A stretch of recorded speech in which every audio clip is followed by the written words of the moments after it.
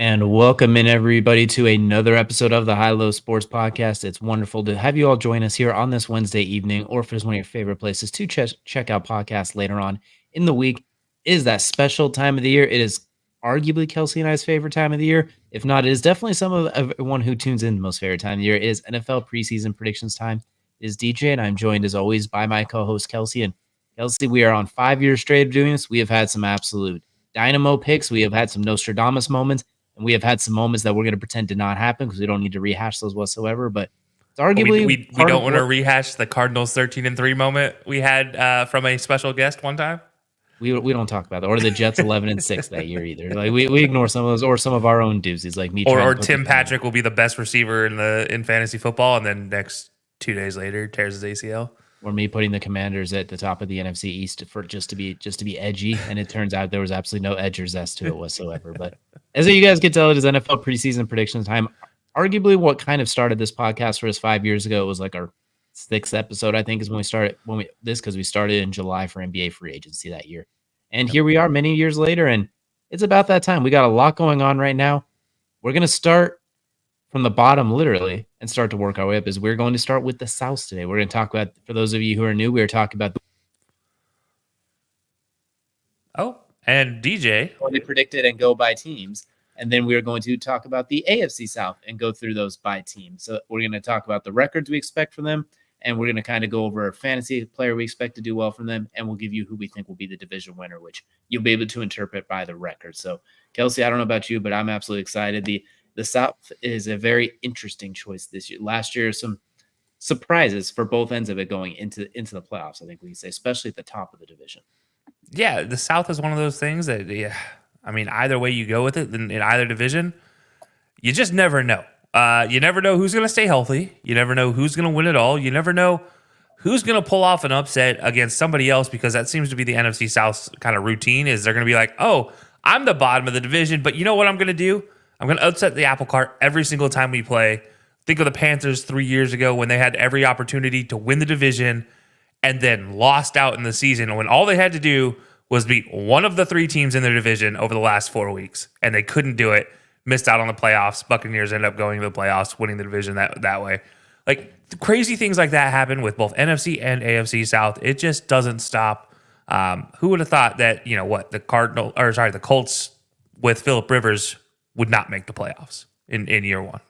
They did make the playoffs in year one. Matt Ryan. My bad, Matt Ryan. Yeah, Matt Ryan. Not only did they not make the playoffs, they were near the bottom of the barrel on top of it too. It's amazing how we look at it. But without further ado, we've led into enough. We're going to go ahead and get rolling. We're going to start with the NFC South, and for this one, I will go ahead and kick us off here. We're going to start it from the bottom and work our way up to the top with each one. NFC South last year, a very competitive division in the wrong ways. Like, it was not really who's going to rise to the top. It's going to who's going to avoid the pitfall. Who's going to avoid the pitfall the longest, which led to last year being the Buccaneers, who, weirdly enough, they actually won the division and a playoff game over the faltering Eagles, who were plummeting. So you know what? Maybe we gave them a little rough break during the regular season, but postseason time they made a little noise and gave the Lions a good run. But for the NFC South for this year, I'm going to start at the bottom. I am going to go with the New Orleans Saints at the bottom at 6-11.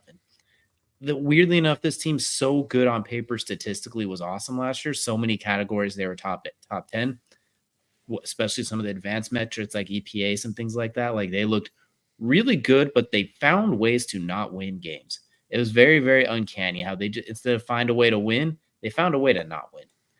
I like Derek Carr. I think he's a better quarterback than we've seen the last couple of years, but there's something missing, I guess, if that makes sense. I don't know how to describe it. I know with NBA players, sometimes we talk about it like they're really good, but they're missing that little extra something to make those extra plays. Chris Olave is awesome. I think he's going to have an outstanding season again. I think he's going to build off of it. Alvin Kamara is getting old.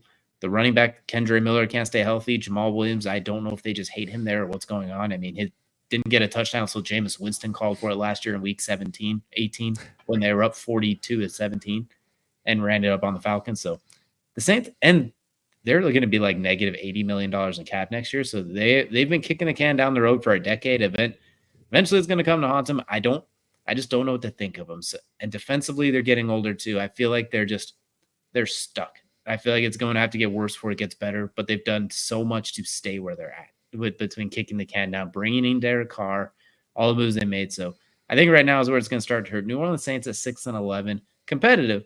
Chris Olave, if you're playing fantasy, I had him as the receiver number 10 in fantasy. Go watch that video if you haven't yet too. Go watch that live stream. We rank positions. I go more into that. Alvin Kamara, a good running back 2 this year. Maybe not running back 1 that you normally take, but a good running back 2. Very easy strength of schedule. But as far as predictions, I'm not feeling the Saints right now. It feels like a 6-11 type of season.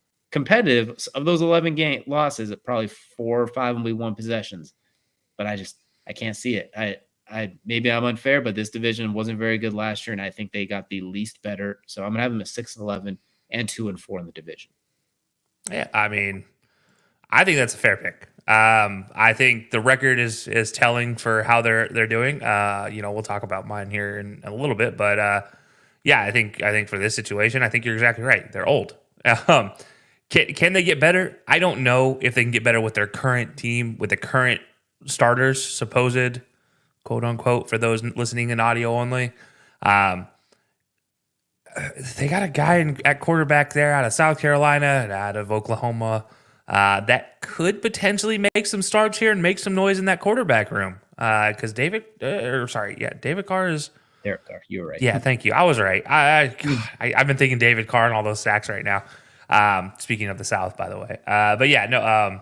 Derek Carr. I just think he's one of those guys where after the leg break, it was different. He was on MVP pace, and then all of a sudden breaks the leg. We don't get the same Derek Carr. And there were flashes. There's always been flashes. But in that type of offense with the Saints, there can't be just flashes. You have to be on your game 100% of the time. And I don't know if Derek Carr's still at that level anymore. I hope he proves me wrong. I 100% support the idea of proving me wrong. But most importantly, can somebody give the ball to Jamal Williams other than Jameis Winston? Please, all I ask, just give the ball to Jamal Williams and actually block for him.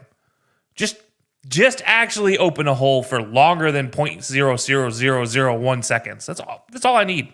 Like, just give him a hole inside the 10 and just see what happens. This dude should be getting 10 touchdowns a year in this offense because he doesn't have to run between the 20s. That, unless it's a short yardage situation, that is Alvin Kamara's game. Alvin Kamara is not a red zone back. His entire career, he's not been a red zone back. So, yeah, I like this pick for the Saints at 6-11, I will say. I'll also add on to before so it's not like I'm completely pouring on the Saints fans here.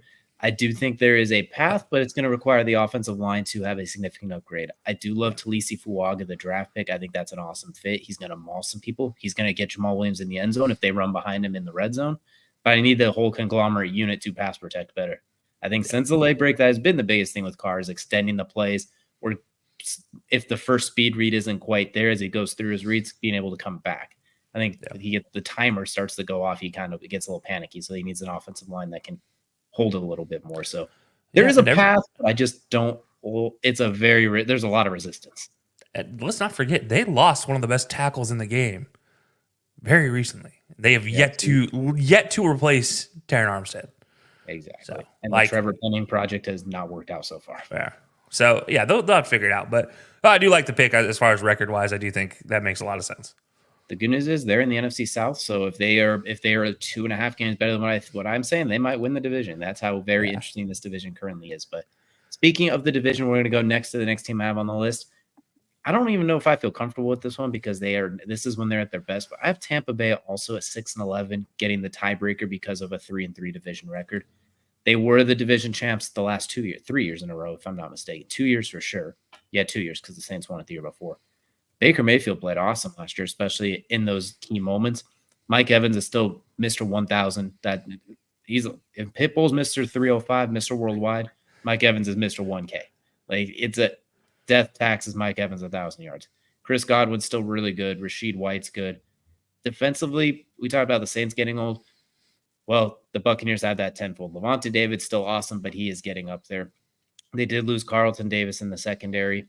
Antoine Winfield is awesome, a top 5 safety and getting paid like it. They have pieces. They don't have the Shaquille Barrett and Jason Pierre-Paul, Ndamukong Suh rush that they had a few years ago when they were at their best. They are still trying to replace that. Vita Vea is still terrifying. Their run defense is still top 5 because of him. there was a lot of I think they were kind of the beneficiaries of the NFC South last year. Like they were the best of the bad bunch that actually parlayed it into beating a very, very, very badly floundering Eagles team that I've never seen a team that good pitfall like that I could think of. And they were able to take it to them. But I do think with that first place schedule and a few harder games here, and I think Tampa Bay stayed about the same. They didn't get worse by any means. I think they stayed about the same. If we were going up, sideways, down, they stayed about the same is what I go with Tampa Bay. Maybe a slight improvement here or there. But I'm going to have Tampa at the number 3, 6-11, kind of in the same boat of they're going to be in a lot of close games. I don't think this is going to be a Baker Mayfield free fall. I think he's going to play just fine. I just think they're going to lose some of these close action games that they had that they'd win last year, for example, and a much harder schedule. Last year, they clearly overachieved. If we look at our predictions and most other people's, we had them at 4 wins? We had them in content. We had them in the Caleb Williams, Drake May sweepstakes, and they ran through all of that. So I do think there was a reason for that, and it's not just us. I'm not doubling down there. So I'm going to say that they do find a way to be competitive, but unfortunately, the rest of the division got pretty decent, and it's just a tough schedule too. So I'm going to have Tampa Bay at 6-11, but a competitive 6-11. I don't want this to sound like I'm completely trashing on them. This is not a Tampa Bay hate account. Unfortunately, that's kind of the nature of the NFC South too. You're up and you're down a little bit. Tom Brady kind of threw a wrench in that. Same with even when Drew Brees was there, the Saints were up and down. So Drew Brees is a Hall of Fame quarterback. It's the nature of the Tide. So we're going to go Tampa Bay at 6-11. Yeah, I'm again, I don't hate it. I would like to formally apologize to my pick I made last year and what I said about Baker Mayfield being replaced by Kyle Trask. My apologies, Baker. Actually, I think at one point in time, I even said, I don't even know who's going to play quarterback because I completely forgot about the Baker Mayfield situation. So my bad, Baker. As you know, I'm a big fan that Baker should still be the quarterback in Cleveland. But you know what? I'm glad you found a home in Tampa, and I'm glad you have a receiver that likes you out there. That will actually catch the ball in Mike Evans, who, as you said, walking 1000s right there. They had Bernie Mac as the Mr. 3000 movie. Well, yeah, if they're going to remake that for football, it's Mr. 1000 and it's Mike Evans. And insert player to play Mike Evans here. Because this dude just walks, talks, 1,000 yards, 7 touchdowns. Marshawn Lattimore in the head, daily, yearly. Yeah. Anything he wants to do, he can do it as long as it's catching the ball and getting into the end zone. And after 1,000 yards, maybe not so much. But up to 1,000 yards, absolutely. Just, count it. I do think the Carlton Davis loss is going to be huge for this team. They already struggled in the secondary. So now you're going to be trying to fill that hole. Obviously, they paid Jamel Dean, but what does that mean? And mind you, coming from an Auburn guy, love me some Jamel Dean, but you did lose Carlton Davis, who pretty much had every receiver in the NFC South on wraps. Like, think about that for a second. As bad as that defense was when he was healthy and on the field, no receiver in the NFC South really succeeded against him. You have to go back to DJ Moore in one game 3 years ago. And that's still not saying a whole lot there. It's a situation where you got to be concerned for that secondary, really. Also, you lose some pieces in that linebacking core. You're still darn good. So they figure it out. You'll be okay. Welcome back to the rest of the world. Again, talk about an Auburn guy stepping in there. Kenny Britt. All right. Yeah, you guys will be fine. Sorry you don't have 3 all-world fast as hell linebackers anymore. Now you actually have to live your life with slow linebackers. I'm sorry. Levante David's still not even slow. He's just not 3 speeds. My bad. You have to have a 4-3 running linebacker instead of a 4-2 running linebacker. Obviously, I'm being sarcastic, but it doesn't feel like it sometimes. And then that defensive line needs to figure itself out. I think the big loss as well that we don't really talk about enough is the loss of their center. You lose a center, as we're going to talk about with the Eagles when we do the NFC East. You lose a center. You lose a vital piece of that offense, especially that level of center that was there in Tampa. Yes, it was replaced last year as good as you could. Doesn't change the fact that you lost your center. Now this year, you're going to be trying to replace that still. You got to figure it out because Baker needs a guy to help him out with some of these protection calls. And that's what your center really does. And on top of that, you got to have a good run game. Baker thrives off of play action. And in the relatively mediocre run game they had last year, Baker was Baker was still able to succeed. Mike Evans still got his 1,000 yards. So it's worth mentioning, like, here and now, figure out your offensive line. And obviously, I could probably go in deeper into this, but I'm going to save a little bit for when I make my picks. But I agree. Whatever they paid Tristan Wirfs, which is most important. Glad to see him get paid, well deserved. I think they did a good job rallying and keeping a lot of their own guys, and I think that was a great thing to do. The only problem is I think some of the other teams got better too, and their schedule's a little tougher while they overachieved last year. So they did the right thing. Unfortunately, I think it's going to yield the less right results. Unfortunately, could be wrong though. Like we said with the Saints, I am 2 games off, and they are winning the division for the 3rd year in a row. That's how. Maybe just one tie off, and you'll be wrong. There is a tie in my predictions at some point. Not today, but there is a tie at some point during when we do this. Just be aware. Not today. I accidentally hit the tie button when I was doing it. And I was like, oh, how terrible is this? And I just kept moving. Oh, there will be ties. I don't know. You'll see when, where, why, and how, but not yet. Yeah. But that's not.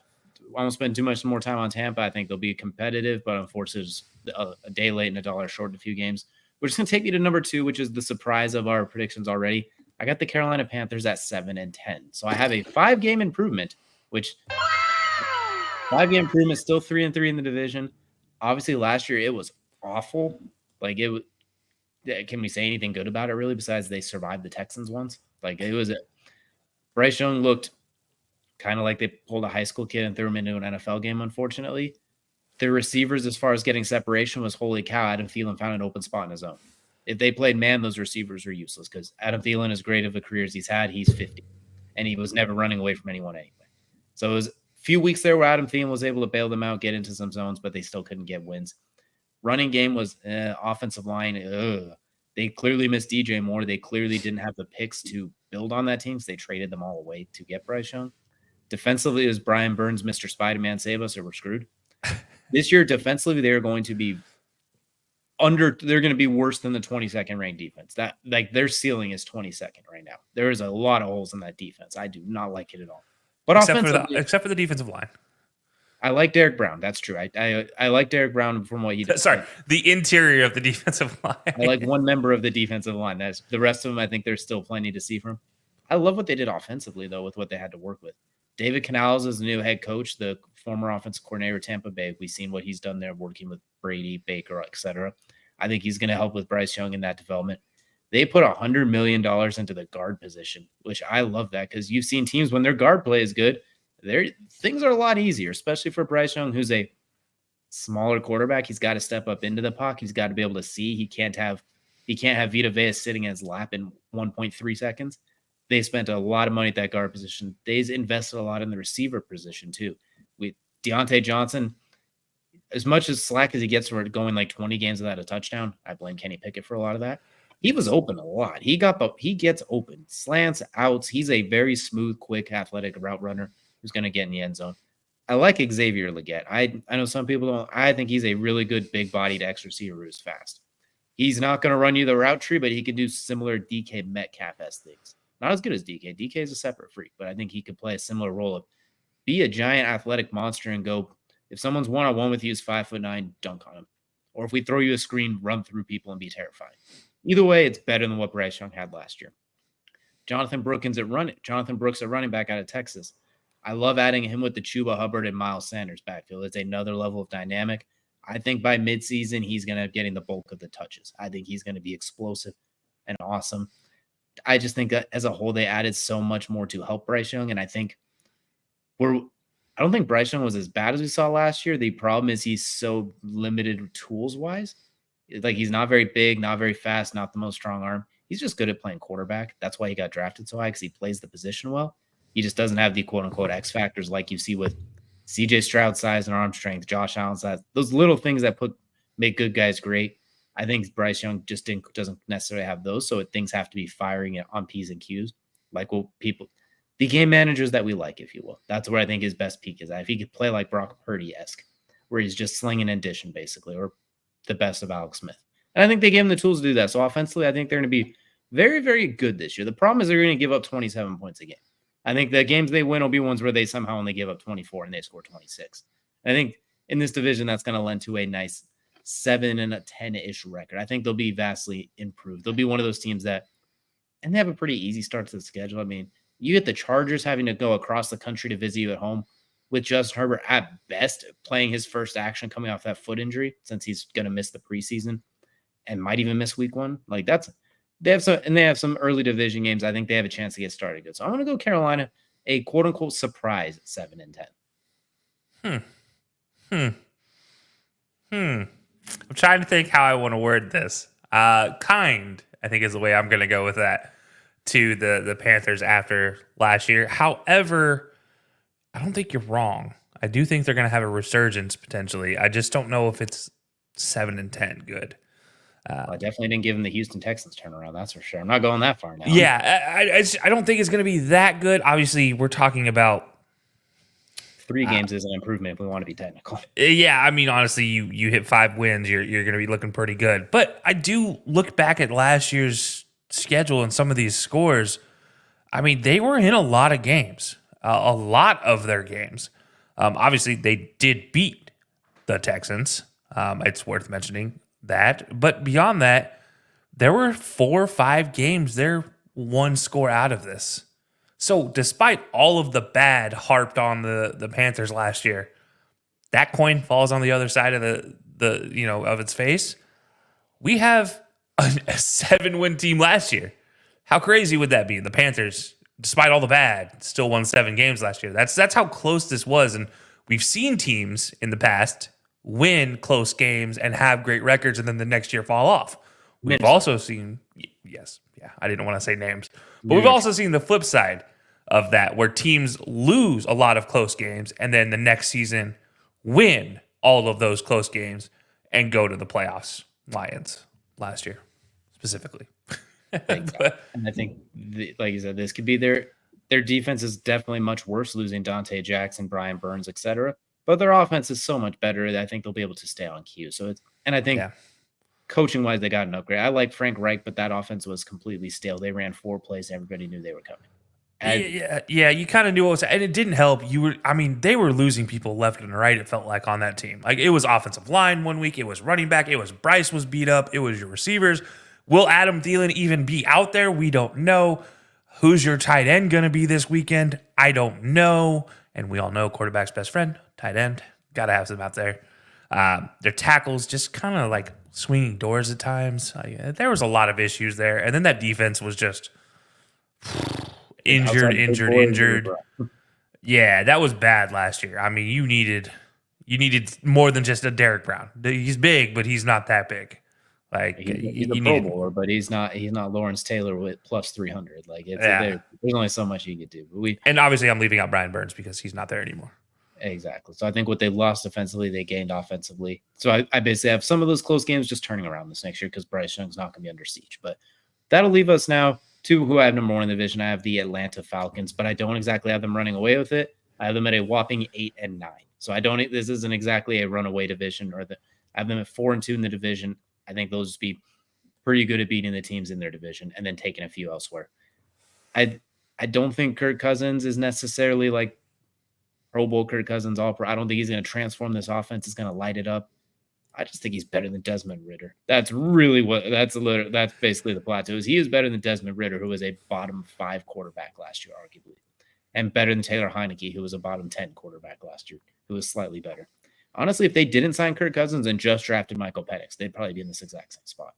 I like Michael Penix a lot. I hate what they did in that situation with both of them. If they would have just drafted like Roma Dunze, stood there and took Dallas Turner, just took something else there, I might have had them at 9-8. Who knows? But honestly, that team was awesome last year. Bijan Robinson, while getting ignored by his head coach, was outstanding. By the way, a head coach that we're not going to spend too much time on this, but you could see in the play calling that he had to try and flex his smarts often. A second-string tight end trying to throw a pass to your third-string tight end while your number 4 overall pick tight end is blocking. Like, that's just – and it's a tight end who's not known for blocking. He's 215 pounds. He's there because he's 6'4" and runs a 4.3. And you have him blocking. Whatever. Drake London, who could go games without targets, it felt like, I guarantee you that will not happen this year. I guarantee he will get a minimum 1 target a game. A 6'5" guy who's good at dunking on people, Michael Penix or Kirk Cousins, will eventually just say, London Bridge is falling down, and chuck it up to him. They will find a way to get in the ball. Same with Kyle Pitts. Rondell Moore, unfortunately, what looks to be a season-ending injury today. Card taken off the field in like one of those leg cast things, so that's an unfortunate miss they're going to have there. Darnell Mooney's an awesome number 2. Offensive line, they were good last year. Defensively, they were good. Jesse Bates is a top 3 safety in the game. AJ Terrell's a top 5 corner still, in my opinion, if not top 10. They're still pretty good defensively. Last year, they just needed competent quarterback play and not Arthur Smith, the head coach. This year, they have the epitome of competent in Kirk Cousins or Michael Penix, who could be electric just the way he chucks the ball down the field.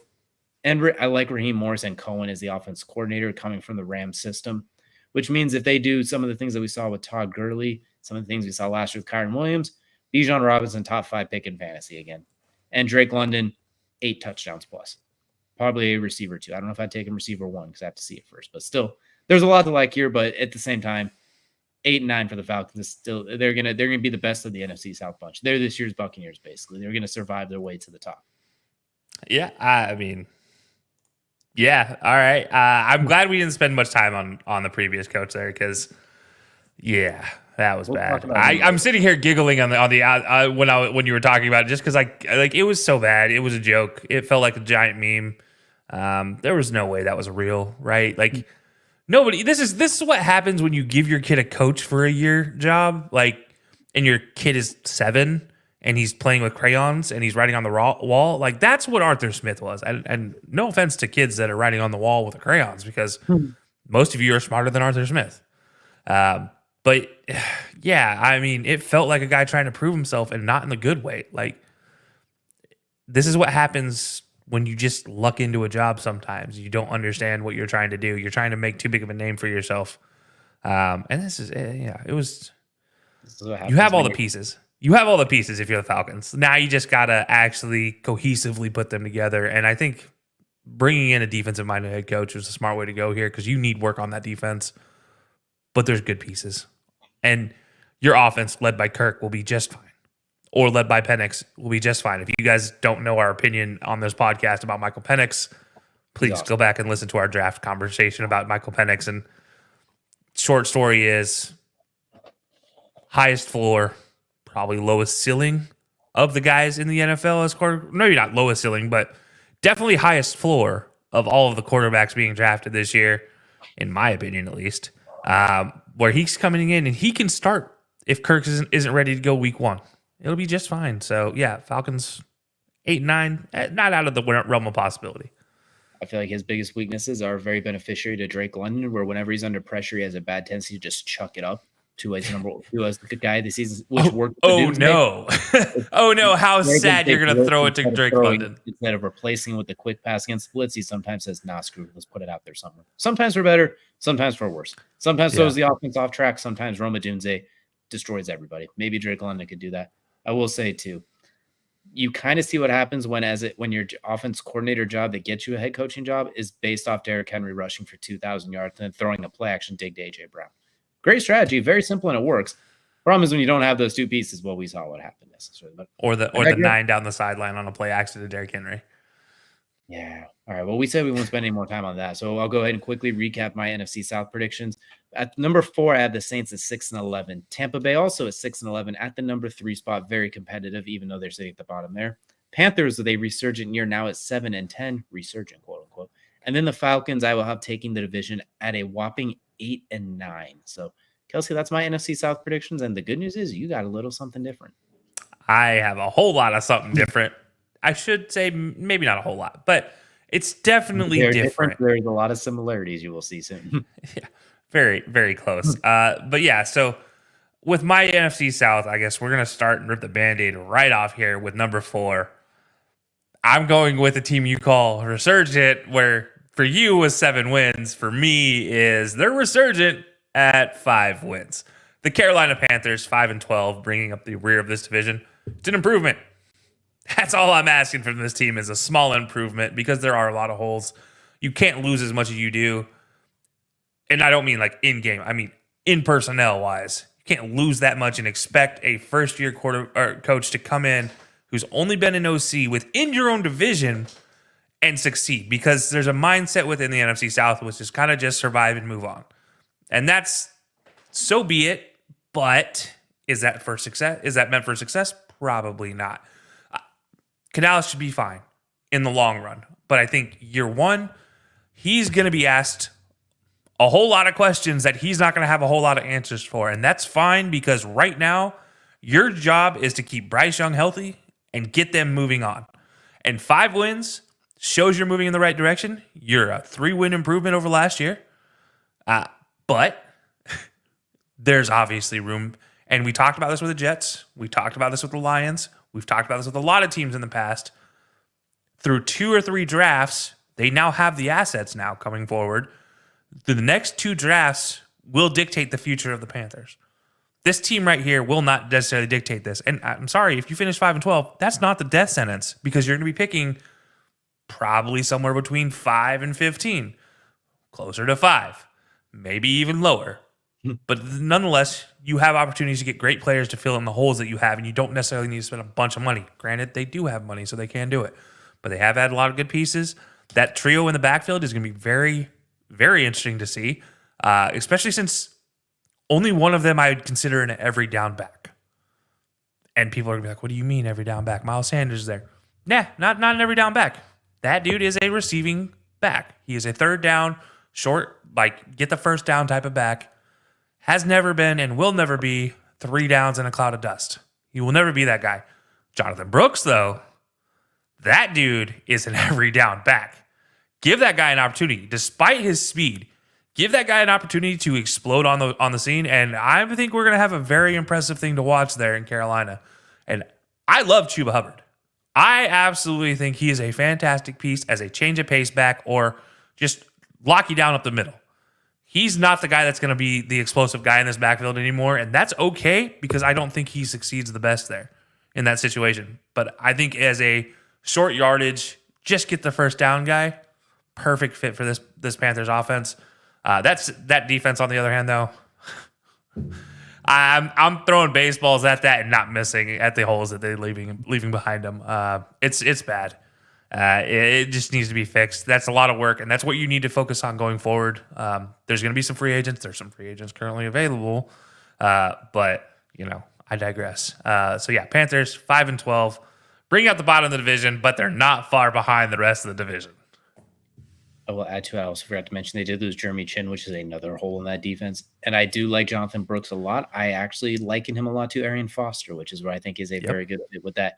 Can do a little bit of everything, the outside zones, the cutbacks, pre-vegan Arian Foster, that is. The ability to run with power, with speed, with the loose. So honestly, like you said too, if there was betting odds, I would take it. I will bet that they will not be the worst team in football this year. Easily not. Not even. I'll say they won't even be the worst team in the NFC this year. If they were betting on for that, they don't have them, but I would gladly take those. If someone else wants to bet me $10 in the comments, let me know. We'll do it. I'll have to double check my rankings, but I think you're right. I don't think they're the worst team in the NFC either. But yeah, no. So for me, Panthers 5-12. I think we've harped on the Panthers enough. So let's go to another fun team to harp on, right? DJ, who'd you have finishing top of your division again? Well, I had the Atlanta Falcons survive. You're right. Survive in advance, right? Well, coming in at 5-12, I have the Atlanta Falcons. Yeah, playing copycat. I have them doggy paddling. You have them playing copycat. But 100%. Look, I think this team is very good, but I don't know if they're there yet. Again, this offense will be fine if their blocking can hold up. And everybody's like, oh, but they have no, they don't in the offensive line. They need pieces in their offensive line. They have a piece in their offensive line. They do not have 4 extra pieces to their offensive line, though. The reason Arthur Smith tend to have Kyle Pitts into block is because you needed 6 and 7 guys to block because your offensive line was not great. The run game, you got to get it going. You got to use Bijan. Obviously, new regime in here. So sorry, Arthur. I don't mean to keep picking on you here, but no, it's okay. We got to do what we got to do here. We got to have that conversation. It has to be had. Kyle Pitts, Bijan, those are your 2 targets that you need to get going in this new offense. Drake London, I need to see you. I do wish Rondale Moore had not gotten guarded off. I hope it's not serious, because I think for what the Falcons do or are going to do and what both Kirk Cousins and Michael Penix do well, I think Rondale Moore would have been a perfect fit in that team. I think when he comes back, if he's healthy and able to play at full potential, what we know he can do, this dude is built to be a 1B option, 1C option at the receiver position.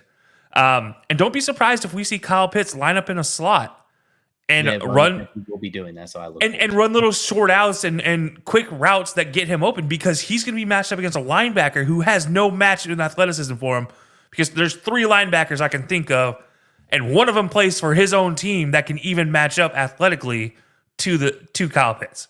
So yeah, I think this Falcons team 5-12, and I feel like I'm being mean, but at the same time, they have a tough road, a tough schedule here, and it's not going to be easy. I do have them going 3-3 in the division, so I'm not completely beating up on them. That's why they're ahead of the Panthers. They go 3-3. Panthers go 2-4. But against the rest of the league, I don't know if they're there yet. In the NFC South, 5-12, you're still in this ball game, guys. Like, that's all I got to say about it. So, yeah, DJ, Falcons 5-12. What do you think? It's tough because I think they could very easily be a lot better, but they can be, just like you said, they could be 5-12 if things don't click. There's a lot of moving parts here, which is what makes them very interesting. And I want to know if that quarterback conundrum comes back to haunt them or if they end up being smarter than we think. That's where I'm curious how it's going to play out, because if they took J.J. McCarthy, none of us are having this conversation. You took the young guy that with room to develop, that's perfect. You took the second oldest guy who was basically ready to go now with injury concerns, with a quarterback who's old coming off an injury. It was a very weird conundrum how they did, and a guy you just gave $160 million to. So like, who has half of that in Cole's cash? Look up in their face and they're 5-12. I see every scenario where they survive and conquer, and by conquer I mean survive. Yeah. Unfortunately, that is kind of the theme of this NFC South. So Jesse Bates, though, as long as he's there, I will pencil them in at minimum 4 wins as long as he's there every time. Jesse Bates comes down with at least 5 interceptions this year. Top 3 safety in the game, and it's not number 3. Yeah, honestly, as far as on a team right now, it might not even be number 2. But I digress. Anyways, somebody signed Justin Simmons. I'm going to stand by that. All right, now moving on to my number 2 team. And again, just another team we continue to pick on, but I picked on them a little less. Coming in at 5-12 at number 2 in the division, the New Orleans Saints. Are you guys sensing a theme here? I don't have a lot of hope for wins coming from this division, but you know what? The Saints come in 3-3 in the division, but they beat the Falcons head-to-head. That's how they get this tiebreaker. Say what you will about everything else. One of the more fun rivalries that doesn't really mean a lot of things in the NFL's grand ecosphere is the Falcons and Saints. It doesn't make sense considering distance and location until you've lived it and you've experienced it and you've experienced both sides of this. It is one of the most fun and entertaining rivalries I've ever seen from an NFL standpoint. That doesn't mean anything. It's not the Eagles and Cowboys. It's not the Niners and Cowboys. It's not the Packers and Lions or Packers and Vikings or insert NFC North team here or AFC North team here. This is just fun. This is literally, guys, we care about college, but you know what? We're going to have 2 good games a year, and they're going to be against each other, and that's just what we're going to do. So 5-12 for the Saints. Everything we talked about, if you didn't hear what DJ and I talked about for his Saints pick, just rewind this a little bit and you'll hear it. I don't think I need to say anything more because really at the end of the day, the Saints are old. They need to get young. You have far too much money tied up in 35-plus-year-olds, or we'll even say 32-plus-year-olds. It can't happen. You can't succeed in today's NFL. You've played enough gymnastics with your salary cap for years that now you're going to be super penalized starting next year with, $80 million over the salary cap next season? Something ridiculous like that. It's insane. So Saints got to get younger, got to figure it out, got to use your weapons. Please, somebody give Jamal Williams the ball inside of the red zone. That's all I ask. Just give him the ball and block. That's all I need to see, man. At the end of the day, they're gonna have the most anime loving players on their team, and so they get a little bit extra credit in my book, which is why they're second and not third or fourth in this division. Not that I really intentionally did this, but it just worked out this way. Fun coincidence. 5-12 yet again, DJ. I can't wait to see the division-winning Buccaneers at 5-12. Well, I'm sorry to disappoint. We'll go ahead and rip the Band-Aid off without even stalling for it right here. The Tampa Bay Buccaneers win the division with 8-9 record. Sound familiar? That's right. DJ had his division winner here in the NFC South at an 8-9 record. Again, there's a theme here. Not a lot of wins coming from the NFC South outside of the division. 4-2 are the Buccaneers in the division. That's what I have, Matt. They've proven themselves to be the king of this division by happenstance and surviving. I don't think there's a better quarterback as far as the definition of surviving goes than Baker Mayfield right now. And Mike Evans, dude's just going to do what he does. If you didn't hear what we talked about with him previously, just rewind this episode a little bit, listen to DJ's pick, and then fast forward to the rest of this. But yeah, look, the Buccaneers, they have to make up for Carlton Davis. They have to make up that defensive line. There's been too many injuries, too many not performing players to say that this team is ready to go defensively. But at the same time, Antoine Woodfield, Jamel Dean, you got pieces. Just got to make them work. I do look at this running back core, though, and I ask questions. I just have to ask them, can White do what he needs to do as a running back to succeed? If you didn't hear DJ's pick on him, where he ranks in his running back fantasy look for a PPR league, go back and listen to that because we talk about this. From a PPR standpoint, he will get touches. Can this team help him turn those touches into production? And I do mean this team because this offensive line needs to figure it out. Tristan Wirfs, yes, congratulations getting paid. Now prove it. Like that's where we're at now. Now you have to go back and prove it. You don't have Tom Brady back there anymore. Now you have to prove it for Baker. And Baker loves him. Everybody loves Tristan Wirfs. I love Tristan Wirfs. But at the same time, we got to stay healthy. We got to stay on the field. We got to block for our quarterback. So those are the questions. And then on top of that, can you get Rachaad White into the end zone? We'll see. Look, Mike Evans is going to do what he does, but can everybody else step up around him? I don't know yet that answer, but I think it's going to be better than everybody else until proven otherwise here, because if it ain't broke, don't fix it in the South, it looks like. Can't believe that I'm saying this because I didn't think I'd be saying it at this time last year, but I do think that Baker Mayfield might be the best quarterback in the division as of right now. Like I think it's I'm sorry. At this point, it's kind of hard to argue otherwise. At this point, I mean, just Kirk's coming in broken. Derek Carr had a rough last couple of years. Bryce Young, well, we saw what happened last year. Unfortunately, until we have evidence to the contrary, as of right now, you can make the case Baker Mayfield is the best quarterback in the division. So picking Tampa to win it, and he has arguably the best receiver in the division too. So it's like, well. Things are kind of like arguably the best offensive lineman with Tristan Wirfs in the entire division as well. Like all signs are really pointing into their favor. So it's not outrageous for them to be up here as well. Like I said, I had them 2 games out of the spot. 6-11 looks terrible. Then you look at the top and it was 8-9. So it's not like I had them plummeting. It's just, I think this division's going to stink again, unfortunately. Yeah, I'm right there with you. It's going to be tough. You got to win out of the division to succeed in this division. Beyond just your own division, like you got to figure it out. That's how you're going to get to the playoffs. That's how you're going to win. But the Buccaneers have proven if you just get to the playoffs, anything can happen. So we'll see what they can do. But just to recap everything from my list, once again, we have from the bottom up, the Panthers 5-12 coming up with an improvement, but a very small improvement. The Falcons also 5-12, winning just based off division record at 3-3. The Saints 5-12. Beating the Falcons on head-to-head division record, and then the Buccaneers winning the division at 8-9 for this one. So, yeah, that's my NFC South, guys. And before we get into the AFC South, we got one very nice quick message for you right here. We do also have to bring it back from last year. You guys remember we brought back the fan votes as well, too, where we have an anonymous fan go in and chip in their divisions to compare to us. So we'll run through their NFC South really quickly. They have the Saints at the bottom like I do at 5-12. The Panthers copying me at 7-10. Atlanta at 9-8, and with Kelcey, with Tampa winning the division at 9-8. So 2 of the teams in the same spot as us. The other 2, maybe not so much. And the records, maybe not so much either. Look, hey, it's positive, but you know what? Shout out to the fan vote there. Bolder than I am, which is saying something. Who knows? But guys, bold and positive though, you can see these bold and positive teams in person if you'd like. Yeah, absolutely, guys. So if you guys don't know, this is brought to you by SeatGeek, where you can get $20 off your first purchase with code BellyUpSports. You can check out all these teams in their beautiful stadiums for some of them. If you've never been to any one of the NFC South stadiums, they're beautiful stadiums. Each one is ready to go. If you've never been to Atlanta, it is a spaceship ready to take us to Mars with the cheapest hot dogs and drinks in the entire NFL, ladies and gentlemen. If you've not seen that and they come with free refills, oh my gosh, check it out. But yeah, guys, you can check that out at SeatGeek. Go over to SeatGeek.com. Sign up for an account and get $20 off with your first purchase with code BELLYUPSports to check all these teams out when you get the chance.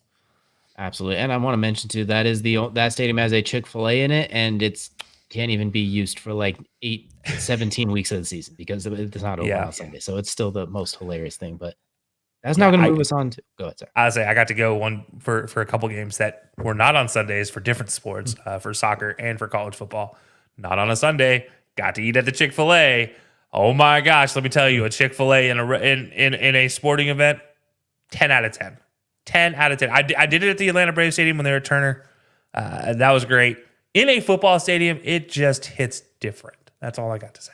God's chicken has a different feel in a spaceship, I guess you could say. But that's going to now take us into the AFC South. And after a quick wardrobe change, we're breaking out every single week one of the divisions we're going to have some type of attire for. We're going to try show a little bit of love across the divisions.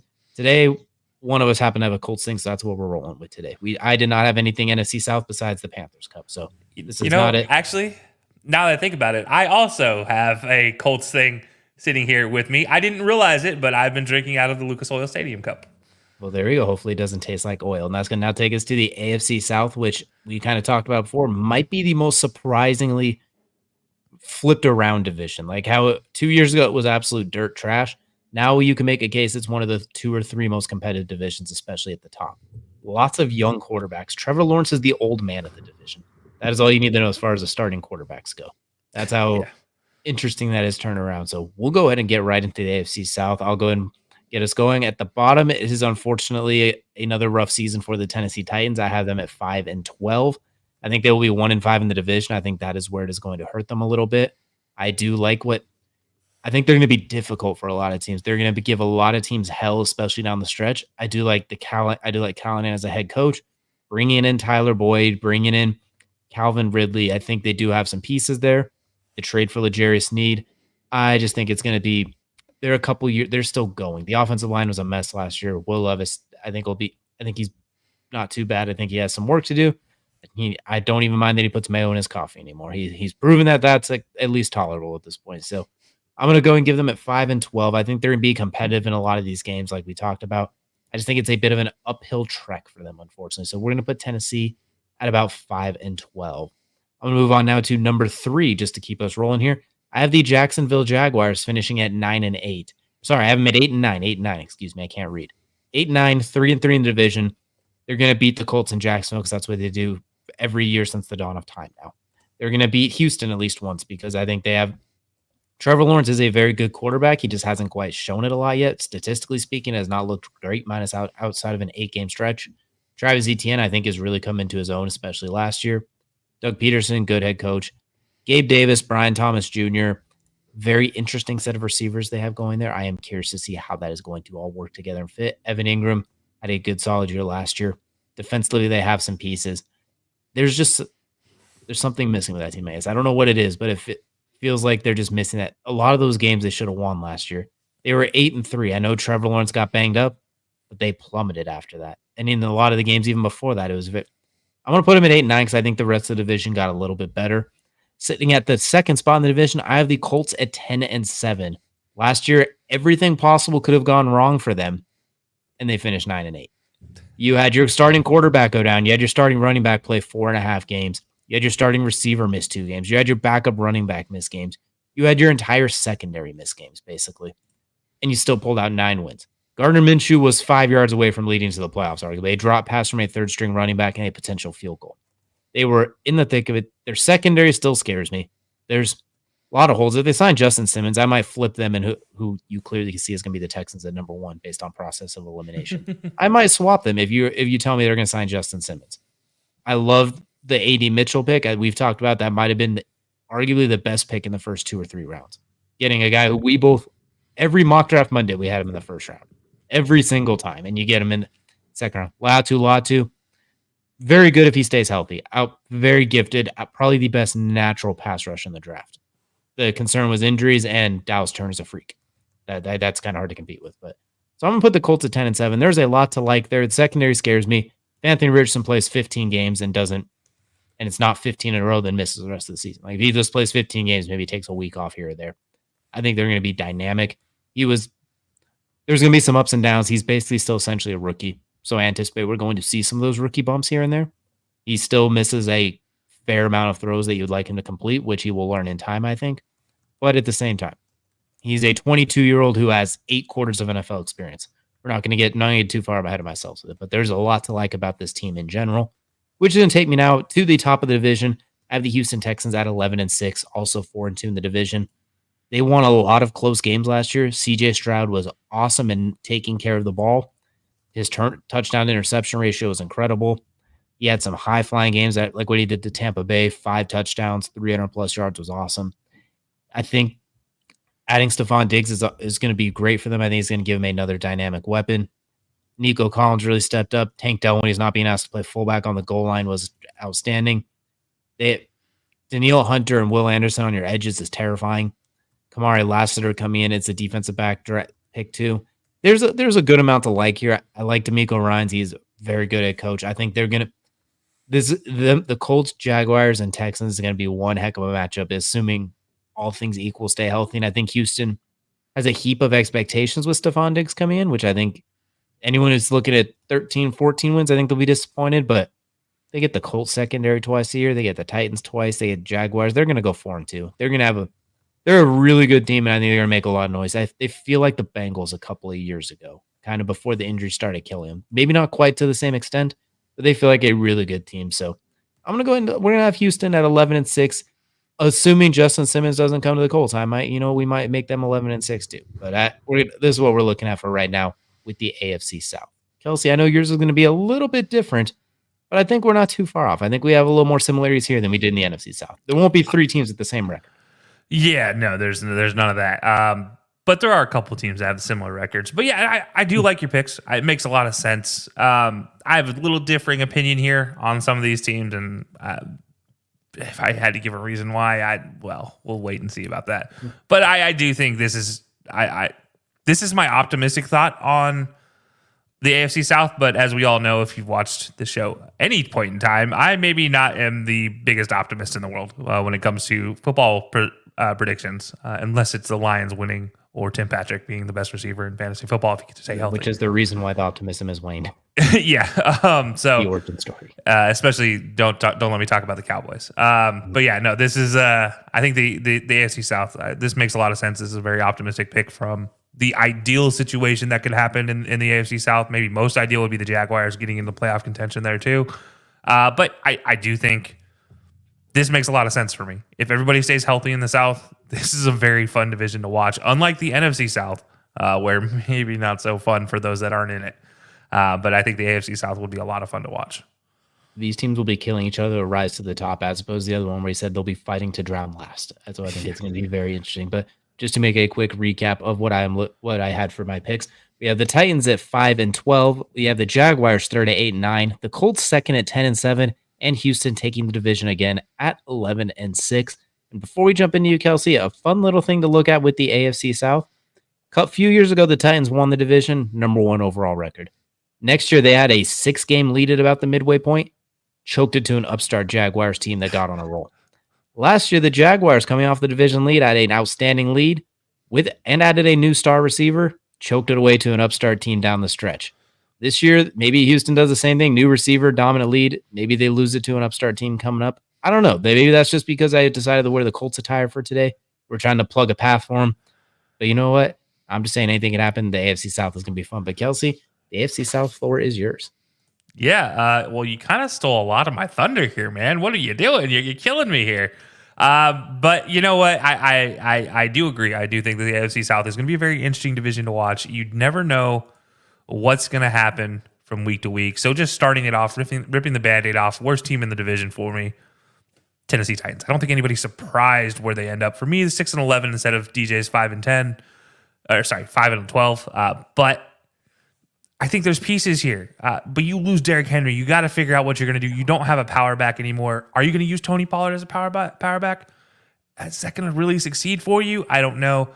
There are pieces of this team, though, that do work. I think Will Levis, as long as he's not trying to play corner against a small child, should be fine. But beyond that, don't get him near coffee either. Or bananas. Yeah, or bananas. But I do think this team is going to be relatively okay. As you mentioned, bringing in Tyler Boyd, reuniting him with his OC, I think is huge in this one. And I think the defense is still going to be okay in the long run. They have pieces that need to be filled. Their defensive line needs to get stronger. Please don't yell at me, please. I'm not the guy. I do think the Titans have some work to do, but it's not as bad as what we just talked about with the AFC South. I mean, they walk over to the NFC South. If they walk over to the NFC South right now, well, they're second in the division. So not going to be the worst thing in the world for the Titans finishing 6-11, but it's obvious this team needs to build on their own Just sake. keep camera phones away from Will Levis. Yeah, exactly. So moving up the list, we're going to go to number 3. And DJ, you kind of stole my thunder with that one with the comment of maybe the Texans won't be able to keep up. Well, here it is. Texans 8-9, because I do have them starting off hot. They're going to start off like gangbusters. They're going to beat some teams they shouldn't beat. They're going to beat teams they should beat. But in the end, expectations carry a lot of weight. And a second-year coach and a second-year OC and a second-year quarterback with a very demanding receiver who I love to death in Stephon Diggs, and 2 young receivers in Nico Collins and Tank Dell that demand time, and a second-year defensive edge that is fantastic, but is he that guy? And then a Daniil Hunter who is crying out for wins and success in the playoffs. All of those come with expectations. All of those come with weight. Can you carry that through the season? I don't know. We have yet to see it proven. And no offense, CJ Stroud, but Ohio State quarterbacks do not have a lot of success in the NFL. Just what it is. There is no other thing spoken there than facts. It is just how it works for Ohio State quarterbacks nowadays. And I hope you break that. And I hope Justin Fields breaks that. But you know what? For now, year 2, sophomore slump. I don't know if last year was a fluke or if that was serious. I know the talent's there. But did you just catch people off guard like a pitcher coming in for the first time in his first run through a division? I don't know. But that's my theory. That's the running theory I have. History has proven that's a thing to run off of. So for me, the Texans here, 8-9, coming up third in the division. I do have them losing to some upstart teams. Well, at least one upstart team. But it's not this team in number 2. Number 2, hate this stadium, but I think this team is pretty good. The Jacksonville Jaguars, I also have it 8-9. They are literally just edging out the Texans because of division record. I have them 4-2 in the division. Winning both games against the Texans helps them out there. But look, Duval is maybe not all the way there, but Trevor Lawrence, there's nothing to scoff about. But no quarterback who's ever been paid the most amount of money in the offseason comes into the next season and wins his division. Who knew? That's a fun, weird, stupid fact that doesn't make sense, but it also makes a lot of sense. Because again, guess what comes with all that money? Expectations. And we all know, bags, a lot of bags. But expectations always result in issues for guys, especially younger guys. So Jacksonville Jaguars, 8-9. Young team, fun to watch. I just don't know if they're there. That defense still has a lot of work as well. And without further ado, my number 1, if you haven't figured out by now, your process of elimination skills need work. But that is the Indianapolis Colts. 11-6 with a healthy AR5 now. Anthony Richardson, I've said that wrong multiple times on the show. I'm sorry, Anthony. But look, I think when he's playing, he's an absolute stud. If you don't know, go watch our prediction. Go watch DJ's conversation about best fantasy football quarterbacks, and you'll understand why I'm a big fan of Anthony Richardson, because a lot of what DJ said, I totally agree with. I think he's young. I think he's talented. When he's playing in the game, this team is different because their receivers, their number 1 receiver specifically, struggles to create separation. He's a big body receiver, but he does struggle to create separation. But you need a quarterback who can just rear back and throw a dart to somebody and get them open. Anthony Richardson can do that. He can get Michael Pittman open and let Michael Pittman work with the ball in his hands. There's 2 other receivers out there that he can throw wide open down the field. just give him a chance. Give him a chance to just unleash that rocket of an arm. You'll be amazed to see what you can. And then, by the way, he has a healthy Jonathan Taylor in that lineup and a healthy offensive line. I don't think I can reiterate how important it is to have a healthy offensive line, and especially this offensive line led by a healthy Quentin Nelson. Because say what you will, last year, there's no way that dude was healthy. He was not Quentin Nelson. That was not the guy. That was a joke of Quentin Nelson in the grand scheme of his career. I'd never have seen a guy kind of have that kind of dip and not be injured. So I think this team fully healthy. Good luck offensively just keeping up with this team. But there is always a but in one of these Southern divisions, it seems like. This defense, corners especially. Safeties, relatively okay as long as they can stay healthy. But corners, how are you going to keep somebody locked up? Are you going to go back to your old Tampa 2 zone style? It works, but do you have the personnel to make it work? I don't know if they're there defensively to have a long run and everything, but I think in their division, I have them going 4-2.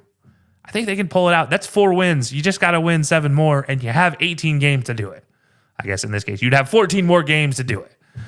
So you have to win 50% of your games outside of your division based off what I have to get to 11 wins. It doesn't seem very hard, right? Especially for a team as talented offensively as they are and who has the talented players defensively, just not enough of them. Can some of the young players pan out? We'll see. But that's where I have this AFC South looking like. So, yeah. DJ, now you've seen the Band-Aid ripped off. What do you think? Well, I guess I probably shouldn't have spoiled it for you with the text. I forgot. Like, similar minds that think in abstract ways, I guess, think alike when we look at these random things. But Titans, we agree on the same thing. Jaguars, kind of the same thing.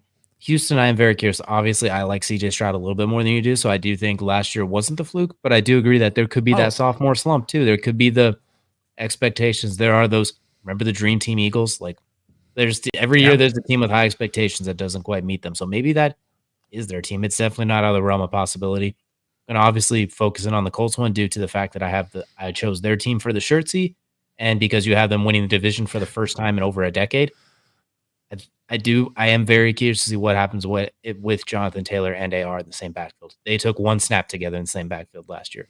So I am curious to see what dynamic that brings. Didn't it go for 15 yards on the one snap?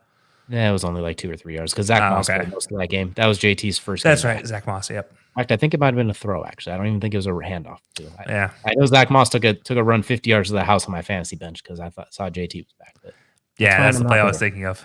Yeah, I'm not bitter. But anyway, I also do really want to see what they could do offensive line-wise now that they've added some depth pieces to. Like, I love the Tanner Bortolini draft pick. He broke Jason Kelce's 3-cone record at the Combine. So you know he brings you another level on the interior offensive line. Like, he can move and get downfield. We saw what Shane Steichen's done with Jalen Hurts that year they went to the Super Bowl. He was there with Phillip Rivers and Justin Herbert, so he can build around all. We saw in 8.5 quarters of Anthony Richardson how creative and mastermind he could be with the run game, the motions, the counters, the blocking schemes. Michael Pittman laid a dude out on his 1 touchdown run against Houston when Anthony Richardson came around the side. That ironically the play he got a concussion on. That the amount of fun he is able to drop, and he didn't even get to unleash that playbook last year. Because Gardner Minshew is not running that quarterback keeper off a backside screen. He's not. Gardner Minshew is fun. He will, but it's not going to be good. They're not drawing it up, that's for sure. They're not going to draw it up for him the same way. So I do think there's a lot to be unleashed if AR could take some of those next steps. He does have the accuracy's got to improve. He does miss a lot of just the chain moving plays. He missed a lot. We saw in the first half against the Rams when they were down 24-0. Second half, he was superhero. He was 2015 Cam at points.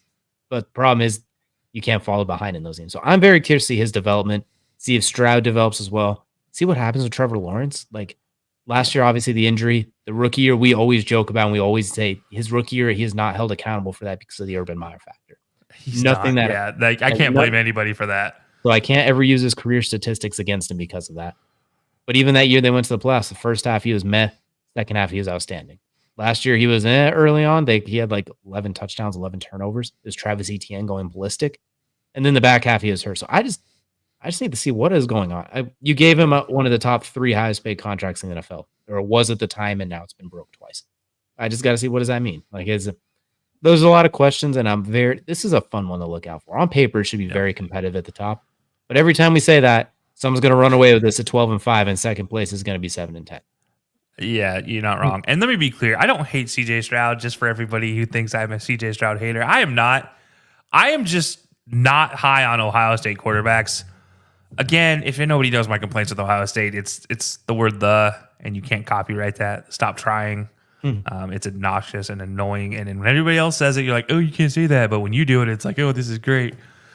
Anyways, but no, I think CJ Stroud as a talent. Yeah, CJ Stroud as a talent is a high quality talent. I think he has all the ability to be the next great quarterback, really dominating this division and dominate. I'd even say top 5 quarterback in the NFL.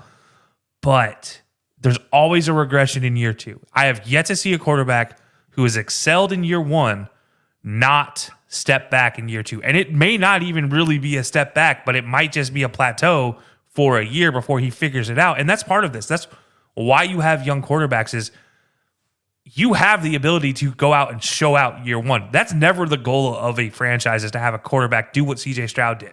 That's the holy crap, he just surprised us all moment. That's what you hope for. That's what you hope in 3 years down the road. But you always have a 3-year plan with these young guys. And CJ Stroud broke year 1.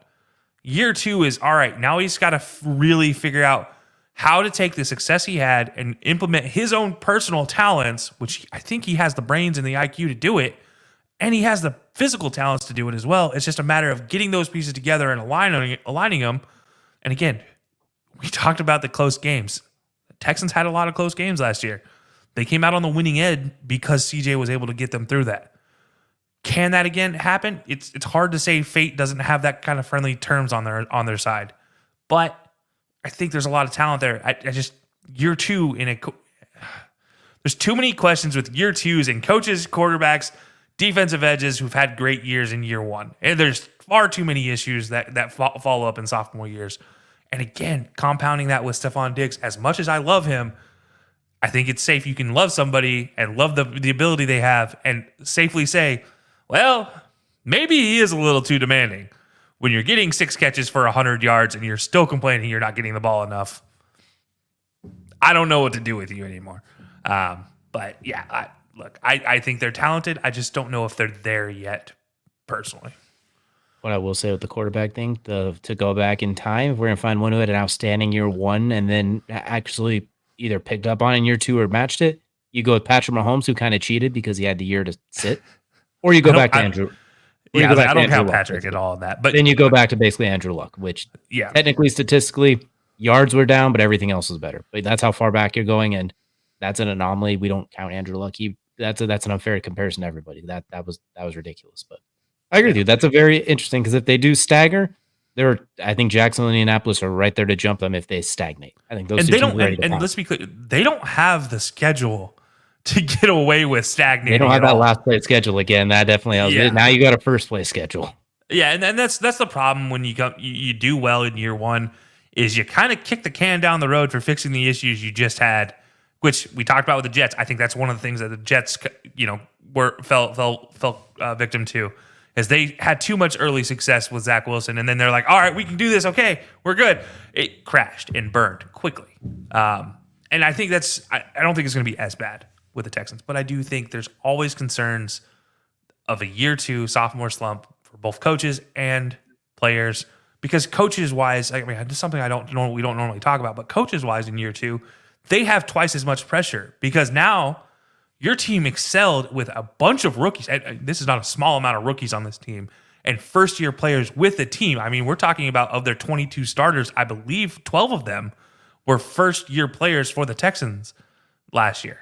And that's insane. You don't have this level of success with that many new pieces into your team. It takes time to gel and succeed.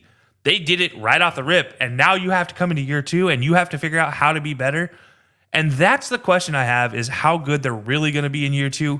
And again, I'm not saying they're going to take a huge step back, but I think they just have to kind of temper your expectations this year for long-term success. And I think that's something that gets missed in today's game. We don't give teams that opportunity to succeed that way. We just 8-9, not good enough. You're done. Get out of here. When in reality, 8-9 with this team is what we kind of expected in year 2 when this all started last year, before last year started. 8-9 this year would have been perfectly on schedule. So, yeah, this one I could probably dive into a lot, but I just think there's too many questions for sophomore slumps for the Texans. And I say that knowing full well I literally just gave the Colts an 11-6 record and said, oh, yeah, they're going to win the division with technically a year 2 quarterback in Anthony Richardson, but kind of an unknown commodity to the rest of the league. Also, a technically year 1 quarterback, too, 6-1 Yeah. and half a dozen. I'll also add, too, they talk about year 2 players. The entire league has film on them, too, so they get an offseason to watch them. They have an offseason of watching the coaching tendencies, too.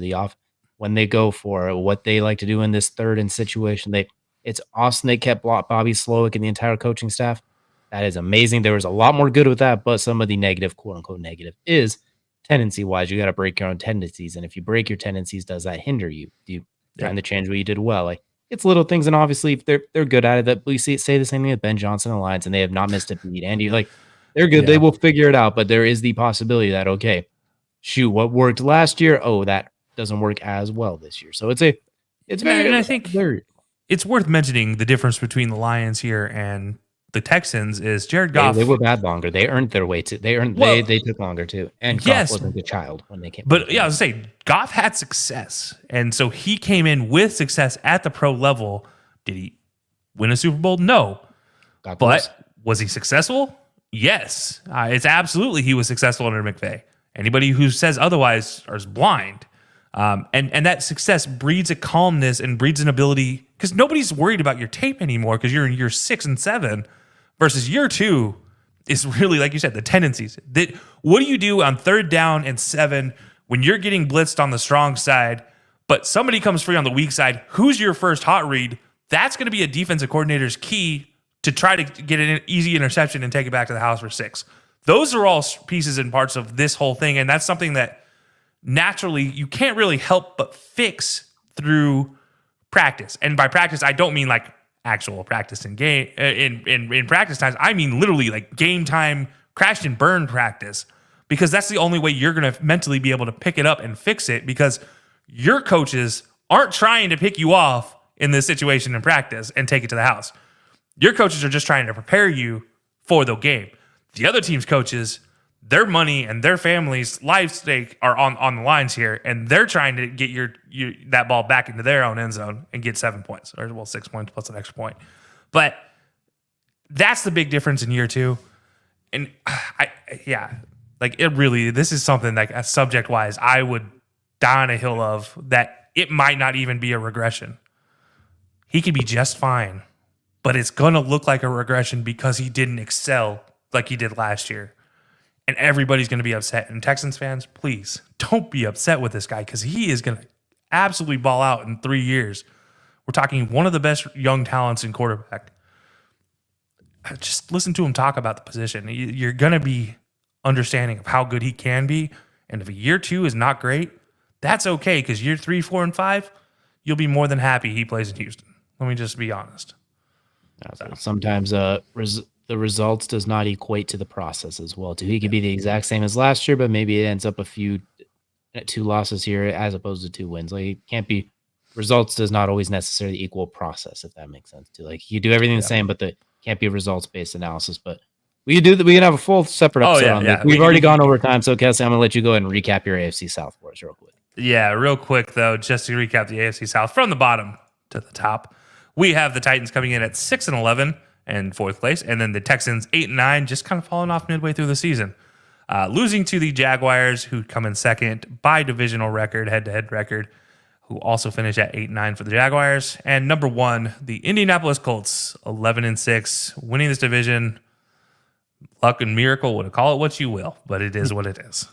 First time in 11 years they hoist up the division title. And once again, as we saw for the NFC South, we do have the fan vote. So going from the bottom to the top, they have 7-10 for the Tennessee Titans, 9-8 for the Jaguars, 10-7 for the Colts, and 12-5 for the Houston Texans. So looks like same order as me, just a little bit different record as well. So that's a lot friendlier with those wins there, huh? A lot friendlier as well too. Like, they definitely have some very competitiveness throughout. But that's what we have for the South predictions. Let us know down in the comments section below what you think of them, which ones you agree with, which ones you disagree with, what you would change, and if you think we're just downright stupid.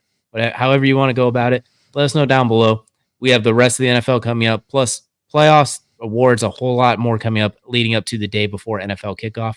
We do appreciate y'all for joining us for this episode, and we will see you all again at this time next week. And ladies and gentlemen, if you have the time this weekend. Check us out. We are going to be coming live from Fantasy Football Expo in Canton, Ohio with a few friends with some special sponsorship as well. So guys, check that out as well this weekend. You'll check it out on all of our social medias and the Belly Up Sports social media accounts. So be sure to tune in. Until next time, guys.